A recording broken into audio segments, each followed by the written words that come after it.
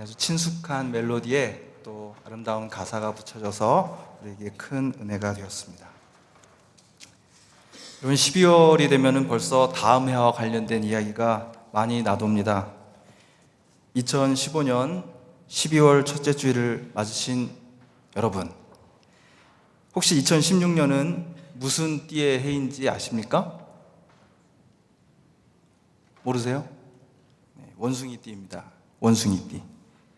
올해 2015년은 을미년 양띠 해였습니다. 내년 2016년은 병신년 원숭이 띠 해입니다. 병신년입니다. 어감이 그래서 그럴까요? 왠지 내년으로 넘어가기 아주 싫은 그런 마음이 듭니다. 내년으로 넘어가면 안 될 것 같은 그런 느낌이 드는데요. 내년으로 넘어가기 싫은 마음이 드는 사람들이 또 있습니다. 이들의 마음속에는 다음과 같은 탄식이 울려 퍼지고 있습니다. 아, 벌써 청직이라니. 비전을 아직 보지도 못했는데 벌써 청직이라니. 올해 만으로 24이었던 청년 일부, 이제 비전의 최고 참자리를 92년생들에게 넘겨주고 청지기로 올라갑니다. 91년생 한 명이 그러더라고요. 아, 기뻐요. 청지기의 막내가 된다니 너무 행복해요.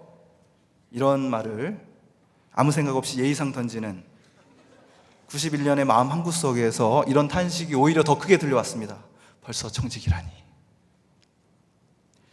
그런 91년 양띠 몇 명에게 카톡으로 물었습니다.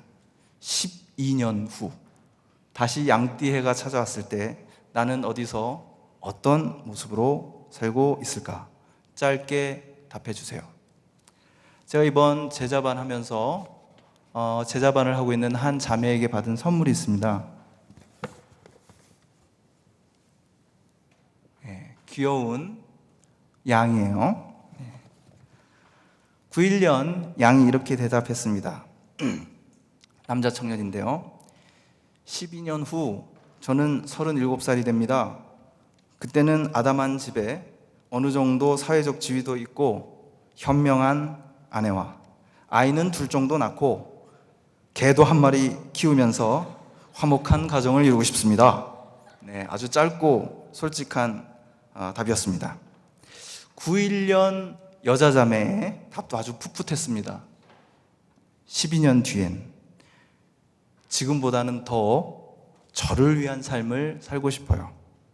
지금과 크게 다르지는 않지만 더 지혜롭게 준비된 삶을 살고 있을 것 같아요. 후후후후. 예, 풋풋하지 않습니까? 예. 내년에는 청지기로 올라가지만 그래도 이렇게 풋풋한 91년 띠동갑 91년들에게는 참 띠동갑 선배들이 있습니다. 청년부 안에. 놀랍지 않습니까? 그래서 또 한 마리 양이 나타났습니다. 이들도 양띠입니다. 나이는 밝히지 않겠습니다. 그들에게 이렇게 물었습니다. 12살 아래의 띠동갑 양띠들에게 해주고 싶은 말은? 하면서 제가 간단하게 대답해달라고 분명히 얘기했습니다. 그러나 역시 청지기의 말은 길었습니다. 아예 드라마를 한 편 썼습니다. 소개하겠습니다. 등장인물은 스스로를 양형이라고 소개한 자신과 가상의 양동생이었습니다. 양형, 안녕하세요. 그래. 올해도 다 지나갔어요. 하는 일 없이 나이만 먹네요. 아직 젊은데 뭘. 그죠? 아직 젊죠? 아니, 금방 내 나이 된다. 에이, 양형. 장난이야. 네. 양형, 앞으로 어떤 인생을 살아야 할까요? 인생 뭐 있니? 그냥 맘 가는 대로 즐겨. 아, 양형, 장난 좀 그만 치고요. 저는 진지해요. 미안.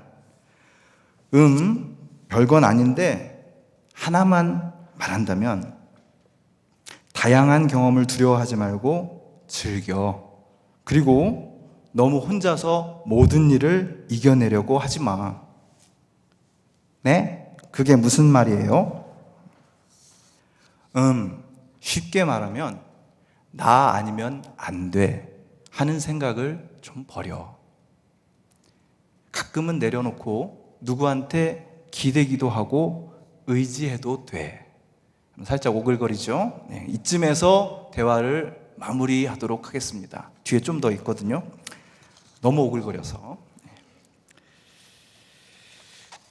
이렇게 띠동갑이 하나로 어우러진 공동체, 창천교회 청년부 공동체를 위해 기도하면서 특히 2015년 한 해 속장으로, 지역장으로, 회장단으로, 또 소그룹, 사역 소그룹 리더로 열심히 땀 흘려 섬겨온 청년들의 얼굴을 한 명 한 명 떠올리면서 오늘 본문 시편 23편을 읽고 또 읽어봤습니다.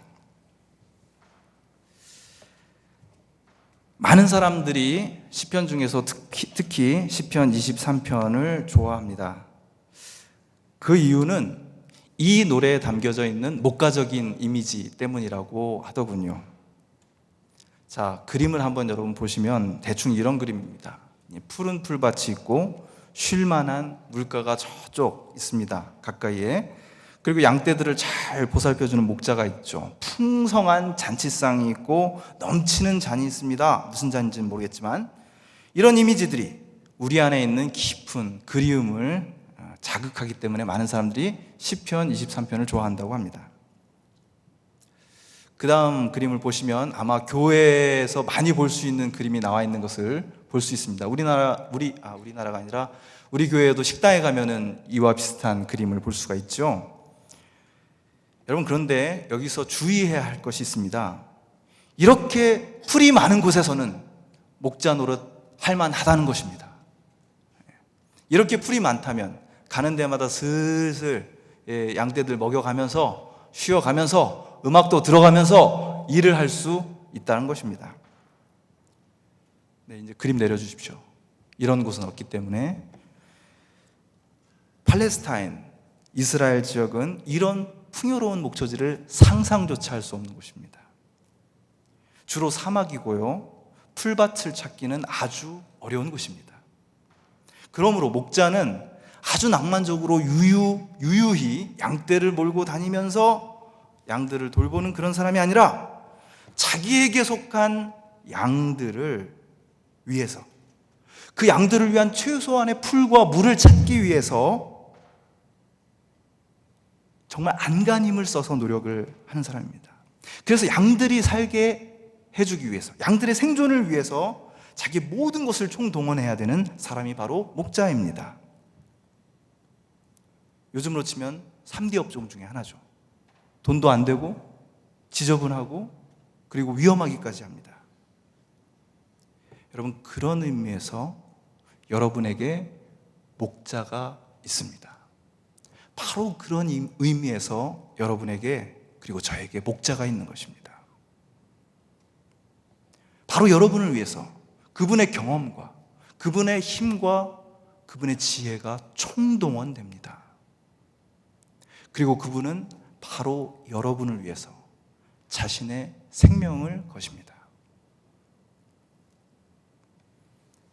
양이 그 사실을 알건 말건, 양이 그 은혜에 보답할 줄 알건 말건, 목자는 그 양들을 위해서 자기의 모든 것을 던진다 이겁니다.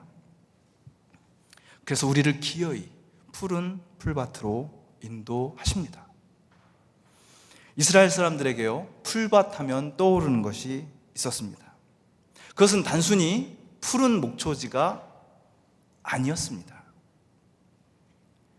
이스라엘 사람들에게, 그리고 많은 신앙인들에게 푸른 초장은요, 그린 그래스가 넘치는 그런 곳이 아니라 하나님께서 우리에게 허락해 주신 삶의 공간을 뜻하는 말입니다. 이것이 중요합니다.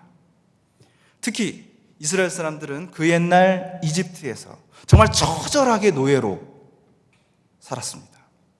근데 바로 그 노예살이에서 이스라엘 사람들을 건너내어서 살게 하신 것, 그 출애굽이야말로 드디어 자유롭고 평화롭게 살 수 있는 푸른 풀밭이었던 것입니다. 이스라엘에게 자유롭고 평화로운 삶을 살도록 해주신 그 공간, 그 시간이 바로 푸른 풀밭입니다. 그래서 시편 23편에도 출애굽과 관련된 이미지가 많이 나와 있습니다. 여러분, 신명기 2장 7절에 보면은 이런 말이 나옵니다. 내 하나님 여호와께서 내가 이 큰 광야에 두루 다님을 알고 내 하나님 여호와께서 이 40년 동안을 너와 함께 하셨으므로 내게 부족함이 없었느니라. 이렇게 나와 있습니다. 내게 부족함이 없으리로다. 그 말이 어디서 나온다고요? 이스라엘 사람들을 애굽에서 건져내신 하나님의 그 사랑을 찬양하는 대목에서 나온 말입니다. 또 하나 예레미야 2장 6절에 보면은 하나님을 이런 분으로 소개하고 있습니다. 우리를 사망의 그늘진 땅, 사람이 그곳으로 다니지 아니하고 그곳에 사람이 거주하지 아니하는 땅을 우리가 통과하게 하시던 여호와, 이렇게 나와 있습니다. 바로 이 사망의 그늘진 땅, 이곳이 바로 시편에서 말하는 사망의 음침한 골짜기입니다. 그리고 예레미야에서 이 사망의 그늘진 땅은 바로 이집트 땅, 애굽 땅을 일컫는 말이었습니다. 자, 그러니 사망의 음침한 골짜기를 통과해서 푸른 풀밭으로 인도하신 우리 하나님, 여기서 이 푸른 풀밭은 내가 참된 자유를 누리면서 자유인으로 살아갈 수 있는 그런 공간, 그런 시간을 뜻하는 말입니다. 그 누구의 압제도 받지 않으면서 그 어떤 것에 포로가 되지 않은 자유인으로 살아가는 아름다운 시공간, 오직 하나님만이 나의 주인이 되시는 곳, 그곳이 바로 푸른 풀밭입니다. 아까 저의 설문에 응답한 91년 양띠 자매가 보낸 카톡글 가운데 제 마음에 오랜 여운으로 남은 부분이 있습니다. 그 양이 이렇게 얘기했습니다. 푸른 초장이 어디인지는 잘 모르겠어요. 그러나 즐겁게 일하며 편히 쉬며 삶을 아름답게 느낄 수 있는 생활이 푸른 초장인 것 같아요. 그렇게 얘기를 했습니다. 저는 마음으로 여기서 삶을 아름답게 느낄 수 있다라는 부분에 밑줄을 그어봤습니다. 게다가 이 청년은 용감하게도 너무 평안하기만 하고 너무나 굴곡이 없는 삶은 오히려 우리의 삶의 소중함을 느끼지 못하게 하고 감사도 느끼지 못하게 하는 것 같다고 말했습니다. 참 성숙한 양이었습니다. 여러분, 시편 23편을 싫어하는 사람도 있습니다. 왜냐하면 어떻게 우리를 양으로 비유할 수 있느냐라는 사실 때문에 그렇습니다. 양이 어때서요? 예쁘잖아요. 귀엽고. 근데 실제로 양떼가 직접 지나가는 것을 목격한 저로서는 일단 그 냄새 때문에 대단히 혐오하게 되는 동물이었습니다. 특히 양 하면은요, 자기 의지는 전혀 없이 맹목적으로 시키는 대로 하면서 그저 편하게 안전하게 살려고 하는 의존적인 존재를 상징할 때도 있습니다. 실제로 오늘의 본문 1절부터 3절까지 보면은요, 목자가 주로 양을 인도하고 다니는 내용이 나옵니다. 양은 그저 의존적으로 그 목자를 따라갈 뿐입니다. 우리는 하나님께 우리의 삶을 드리고 하나님을 의지한다라고 말합니다. 그러나 우리 마음 깊은 곳에서는 누군가에게 의지하고 싶지 않은 마음이 강하게 자리하고 있어요. 그렇지 않습니까? 자, 그런데요, 4절에 보면 대단히 뜻밖의 내용이 나옵니다. 그것은 내가 사망의 음침한 골짜기로 다닐지라로 라는 말입니다. 여러분, 놀랍지 않습니까?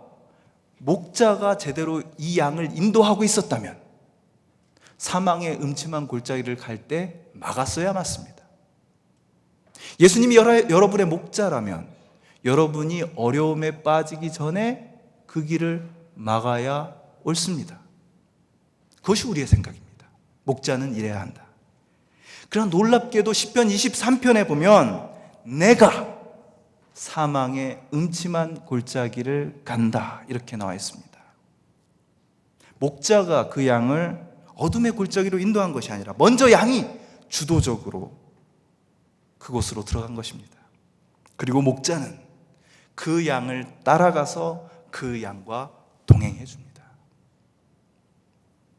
그러므로 오늘 시편에서 양은 자기의 생각과 길은 아예 생각하지도 않고 목자만 멍하니 바라보는 그런 바보 같은 존재가 아니라 목자이신 주님에 대한 신뢰를 마음에 품고 죽음의 어두운 골짜기, 삶의 위기를 향해서 뚜벅뚜벅 걸어갈 수 있는 존재입니다.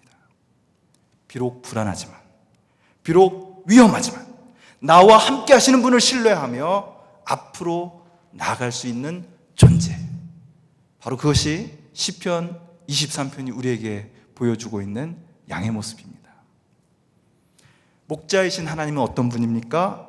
양들의 자유를 무시한 채 무조건 한 방향으로, 무조건 편하고 안전하고 아름다운 길로 인도하는 목자가 아니라 우리에게 여지를 주시는 분입니다. 우리 바깥에 있는 어둠이, 혹은 우리 안에 있는 어둠이 있죠. 거기에 맞서서 뒷걸음치지 않고 담대히 앞으로 나아갈 수 있도록 동행해 주시는 목자, 그분이 저와 여러분이 믿는 목자인 것입니다. 시편 23편은 절대로 낭만적인 목가가 아닙니다. 이 노래는 우리의 삶 속에서 죽음과도 같은 골짜기, 그리고 원수들이 엄연히 존재하고 있다는 사실을 알려줍니다. 시편 23편은 그런 어둠과 그런 원수가 없는 삶을 우리에게 보여주는 것이 아니라 그런 어둠, 그런 원수들과 더불어 살아갈 수 있는 길을 노래하고 있습니다. 여러분, 살면서 여러분을 가장 초라하게 만드는 일은 무엇입니까? 여러분을 가장 초라하게 느끼게 만드는 그런 사람은 누구입니까? 참 떠올리기 싫지만 그 사람으로 인해서 내가 부끄럽고 아팠던 적은 없습니까?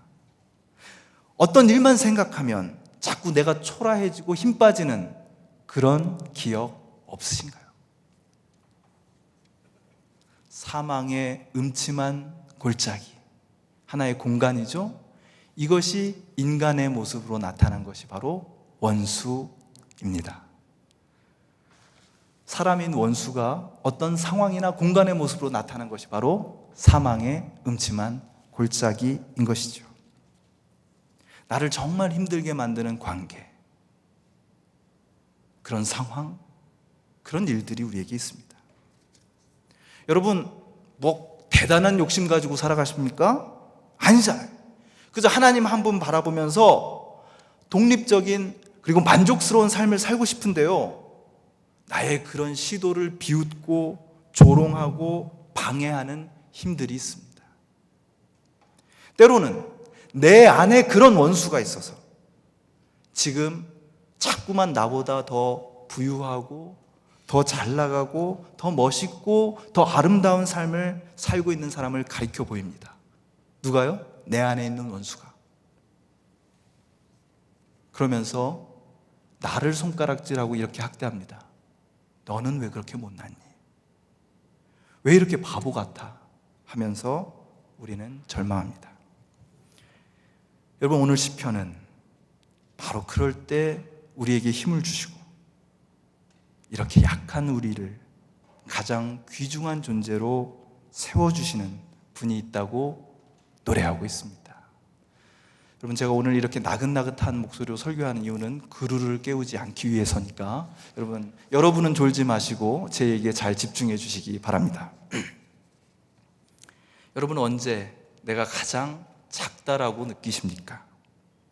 저는 때때로 김수영 시인의 시 어느 날 고궁을 나오면서를 읽으면서 그 마지막 부분에 통절하게 공감하게 됩니다. 모래야 나는 얼마나 적으냐, 바람아 먼지야 풀아 나는 얼만큼 적으냐, 정말 얼만큼 적으냐. 김수영 시인은 이렇게 아파하고 있습니다. 여러분도 이렇게 오열하면서 주저앉아 있었던 적이 얼마나 많았습니까? 특히 올해에는 얼마나 많았습니까? 그런데 시편 23편은 그렇게 절망에 빠져 있는 사람들에게 어떤 왕이 나타나서 초호와 식사 자리로 인도하는 장면이 묘사되어 있습니다. 5절에 보면 주께서 내 원수의 눈앞에서 내게 밥상을 차려주신다 라는 대목이 나옵니다. 근데 여러분, 이게 보통 잔치 때 보는 그런 상이 아닙니다. 아주 특별한 상입니다. 그래서 그 다음 나오는 말이 중요합니다. 기름을 내 머리에 부으셨다 라는 표현입니다. 그럼 누가 여러분들 머리에 기름 부어주면 좋겠어요? 그런데 왜 여기에 기름을 붓는다라는 말이 나왔을까요? 고대 사회에 살아가는 사람들에게 최고의 영예가 있다면 그 지역을 다스리는 가장 높은 사람과 평생에 한 번이라도 식사해 보는 겁니다. 그럼 이 중에서 대통령하고 식사해 보신 적 있으신지요? 저는 뭐 별로 그러고 싶은 생각은 없지만 어쨌든 옛날에는 왕과 함께 식사를 한 번 했다. 이거는 평생 그 사람의 자랑, 자자손손 자랑으로 남을 만한 중요한 일이었습니다. 그것은 모든 사람들의 꿈이었고요. 왕이 큰 잔치를 벌이고 사람을 초대했는데 거기 꼈다. 그러면 존재감 100%입니다. 최고의 VIP라는 뜻입니다. 왕과 함께하는 만찬은 그 풍성함과 기쁨과 영광을 과시하기 위해서 두 가지 중요한 특징을 가지고 있었습니다. 이집트의 사례를 하나 보겠습니다. 여러분, 이것은 고대 이집트 시대의 그림입니다.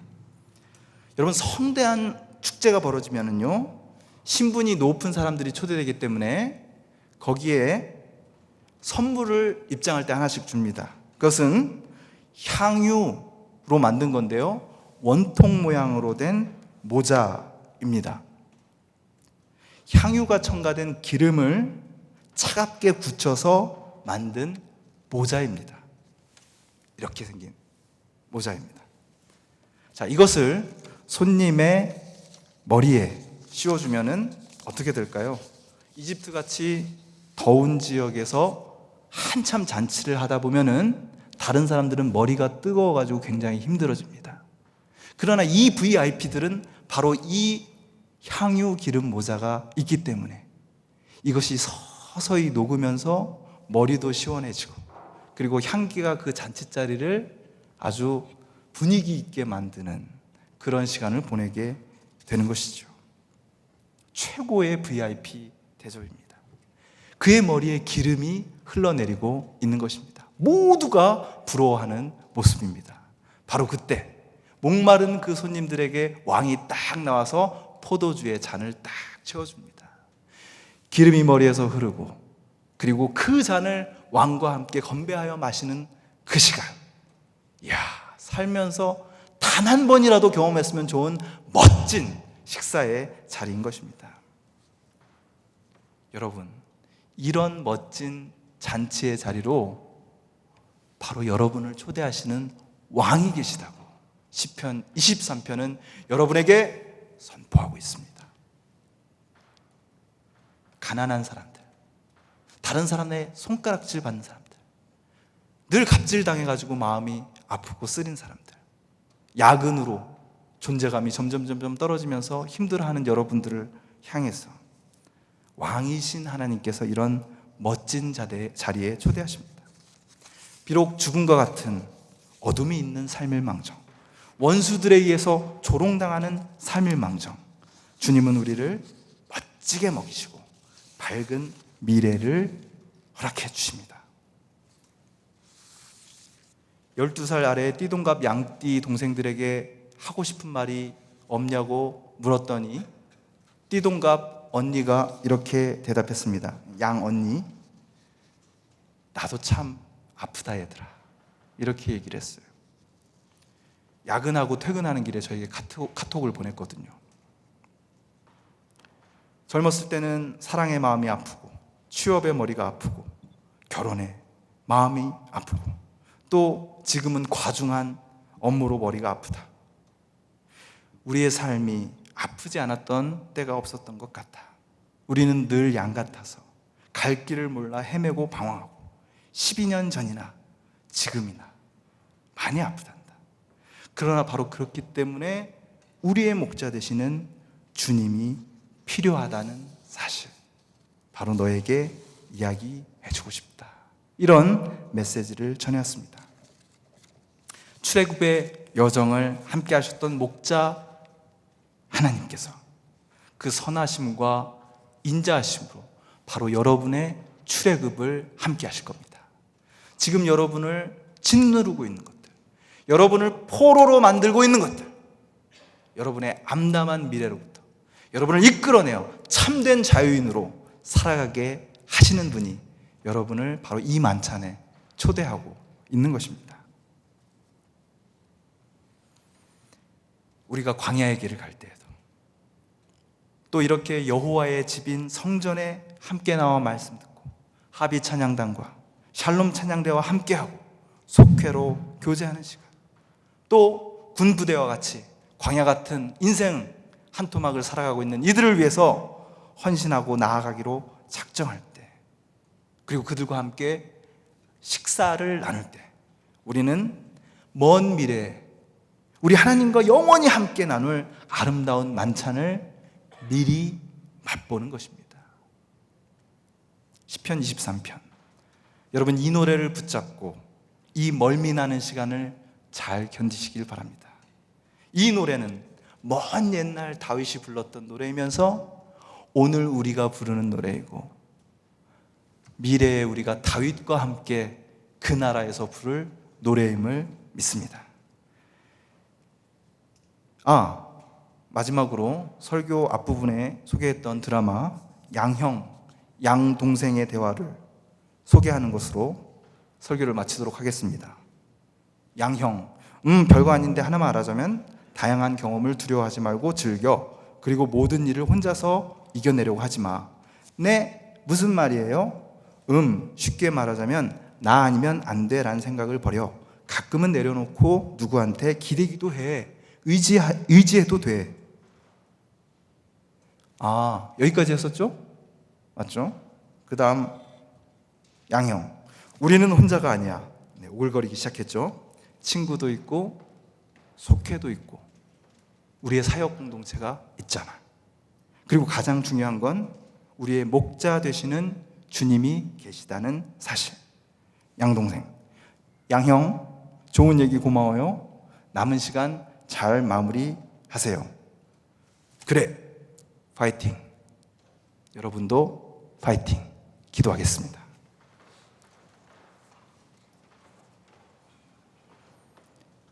하나님, 우리의 목자 되시는 주님께서 우리의 영혼을 멋진 식사로 초대하시고 우리의 줄인 영혼에, 아프고 상하고 지친 영혼에 따뜻하고 풍성한 식탁을 차려주시는 그 사랑에 감사드립니다. 주님을 멀리하면서 이 세상에 넉넉함만 추구하지 않게 하여 주시옵소서. 이 세상 눈으로는 부족한 건 많아도 주님께서 나의 목자 되시니 부족함이 없구나 노래할 수 있는 우리 모두가 되게 인도하여 주시옵소서. 주 예수 그리스도의 이름으로 간절히 기도드리옵나이다.